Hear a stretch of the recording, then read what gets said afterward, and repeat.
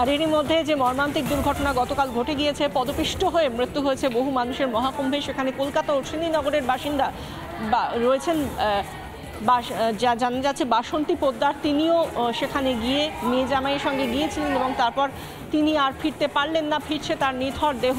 বাসন্তী পোদ্দার অশ্বিনীনগরের বাসিন্দা, তাকে নিয়ে আসা হচ্ছে, তার দেহ নিয়ে আসা হচ্ছে অ্যাম্বুলেন্সে করে নিয়ে আসা হচ্ছে তার দেহ। স্বাভাবিকভাবেই শোকের ছায়া নেমে এসেছে তার পরিবারে।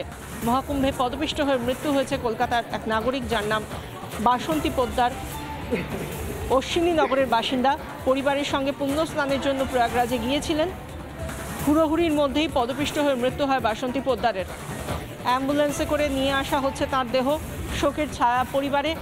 এই পরিবারের লোকজনের সঙ্গেই কথা বলেছিলেন আমাদের প্রতিনিধি রুমকি দে। কি জানিয়েছেন পরিবারের লোকজন, শুনুন। দাদা, কে গিয়েছিলেন আপনার? আমার মা, আমার মাসি, আমার ভাই আর আমার বোন, এই চারজনেই গিয়েছিলেন আর কি। গিয়েছিলেন এবং কার ছিলেন সোমবার সকাল বিকেলের দিকে ট্রেনে গিয়েছিলেন, মানে মঙ্গলবার সকালের দিকে পৌঁছে গিয়েছিলেন আর কি। আমার মাসি মারা গিয়েছেন, আর গিয়েছিলেন আমার মাসি, আমার মা আর ভাই আর বোন, এই চারজনই গিয়েছিলেন। বাকি যারা গিয়েছিলেন তারা কি সুস্থ? সেটা এখনও পুরো বলতে পারছি না, একটু তো অসুস্থ থাকবেই, কেননা অনেকটাই জার্নি, ওখানে পরিস্থিতিটা খুবই খারাপের কন্ডিশনে ছিলেন। পরিবারের সঙ্গে কথা বলার চেষ্টা করছি, তারা একেবারে শোকাহত, তারা কথা বলতে সেরকমভাবে চাইছেন না। তবে বাসনা পোদ্দার, যার মৃত্যু হয়েছে, দিদি আপনি মামি হয়, ছোট মামি। ঠিক কখন জানতে পারলেন? আমাকে কালকে রাত্রে ফোন করা হয়েছে, ওনার মেয়ে ফোন করেছেন রাত 7টার সময়, সন্ধ্যে 7। গতকাল রাত সন্ধ্যে 7টা?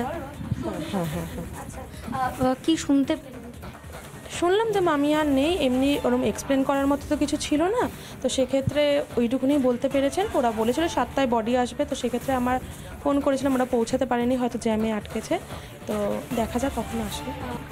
আপনি কবে জানতে পেরেছেন, মানে কখন জানতে পারলেন? আমি কালকে 7টার সময় জানতে পেরেছি, সকালবেলা 7টার সময় জানতে পেরেছেন। বাকি যারা রয়েছেন তাদের অবস্থা কি জানতে পেরেছেন? আমি তো দেখিনি, আমি বলতে পারবো না। কথা আমাদের দুটো দুশ্চিন্তা, একটা আমার মেজো বাসুরকে পুড়িয়ে রেখে সকালবেলায় এখানে এসছে, 2 ভাই বোন মারা গেছে। হ্যাঁ, এখানে কলকাতায় স্ট্রোকে মেজো ভাই মারা গেছে আর সেজো বোন কুম্ভে মারা গেছে। তাই আমাদের কাছে একটু না জিজ্ঞাসা করলেই মনে হয় ভালো। এই মুহূর্তে পরিবার কিন্তু অত্যন্ত শোকাহত, তার কারণ এই পরিবারে আরও একজনের মৃত্যুর ঘটনা ঘটেছে। মৃত বাসন্তী পোদ্দারের শোকসন্তপ্ত পরিবার, তারা এখন অপেক্ষা করছেন কখন তার দেহ আনা হবে, এবং সেখান থেকেই তার বাড়ির সামনে থেকেই রয়েছেন আমাদের প্রতিনিধি রুমকি সরাসরি। রুমকি, তুমি বহু সময় ধরে তাদের সঙ্গে রয়েছো, কথা বলছো, শোক সন্তপ্ত পরিবার, তারা কি বলছেন, কখন দেহ আনা হবে বাসন্তী পোদ্দারের?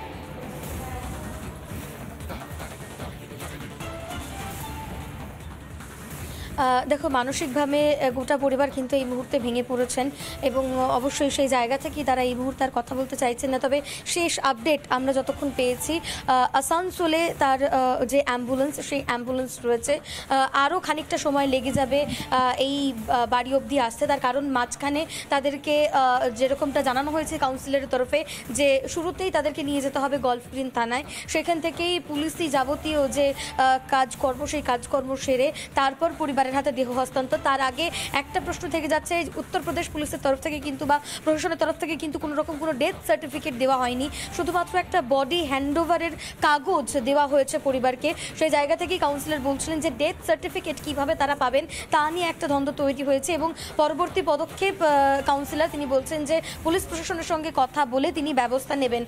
এই মুহূর্তে পরিবারের তরফ থেকে যেমনটা আমরা জানতে পারছি যে আসানসোলে অ্যাম্বুলেন্স রয়েছে এবং সেখান থেকে আর 3 থেকে 4 ঘন্টা সময় লাগবে। জায়গা থেকেই এই ধরনের জায়গা অনেকটাই রয়েছে, পরিবারের লোকজনও তার উত্তর খুঁজছেন। সেই জায়গা থেকে তুমি কথা বলেছিলেন, আমাদের প্রতিনিধি রুমকি কথা বলেছিলেন 95 নম্বর ওয়ার্ডে যিনি কাউন্সিলর তপন দাশগুপ্ত, তার সঙ্গে। তপন দাশগুপ্ত ঠিক কি বলেছেন এবং পরিবারের লোকজনই বা কি বলেছেন, শুনুন। মারা গেছে, দেখুন কালকে ভোর 1:30 নাগাদ, 1:40 নাগাদ, সেখানে এখন কত ঘন্টা হচ্ছে দেখুন, এবং আমার নিজের ধারণা এখনো আসানসোলে ঢুকতে পারিনি, ওইখান থেকে 6 ঘন্টা লাগে, 3-4টে বাজবেই। তারপরে বাড়িতে আনবো, আগে থানা, বাড়িতে আনবো না, পোস্টমর্টম কি হবে? কি করে বলবো বলুন তো? আমি এখন শুনুন, কলকাতা পুলিশ কমিশনারের থেকে আরম্ভ করে কলকাতা কর্পোরেশন ডিজাস্টার ম্যানেজমেন্ট থেকে রাজ্য সরকারের ডিজাস্টার সব যোগাযোগ করেছে। আমি সবটাই বলেছি, আমি বলেছি শেষ আগে পৌঁছাক, সবই তো এইভাবে কথা হচ্ছে, আগে পৌঁছাক, দেখি আইনের কী অবস্থা, জেনে নিয়ে সে অনুযায়ী সব। তাদেরকে ডাক্তারখানা বা হসপিটাল এরকম নিয়ারেস্ট কিছু জায়গায় নিয়ে গিয়েছিল, ওখান থেকে পরিষেবা দেওয়ার চেষ্টা করেছিল, কিন্তু একজনকে বাঁচানো যায়নি। এদের টিমে ছিলেন মানে 4 জন, এবং যে মারা গেছেন তার ছেলে, তার মেয়ে আর আমার মা, মানে তার মাসি, বড় মাসি এই ছিলেন, এবং আমার যে মাসি সেই মারা গেছেন আর কি। বাকিরা মোটামুটি এখন একটু সুস্থ আছেন, তারা আসছেন অ্যাম্বুলেন্সে করে, তো রাস্তার জ্যামের জন্য একটু দেরি হচ্ছে। হ্যাঁ, আজকেই নিয়ে আসা হবে, কারণ কালকে রওনা দিয়েছে তারা, মোটামুটি অ্যাপ্রোচ ওই 2:30-3টে নাগাদ ওখান থেকে রওনা দিয়েছে। নানা ধরনের কন্টেন্ট দেখার জন্য লাইক করুন, শেয়ার করুন আমাদের ফেসবুক পেজ, সাবস্ক্রাইব করুন আমাদের ইউটিউব চ্যানেল। পাশাপাশি অন্যান্য ব্রেকিং নিউজের জন্য অবশ্যই চোখ রাখুন রিপাবলিক বাংলায়।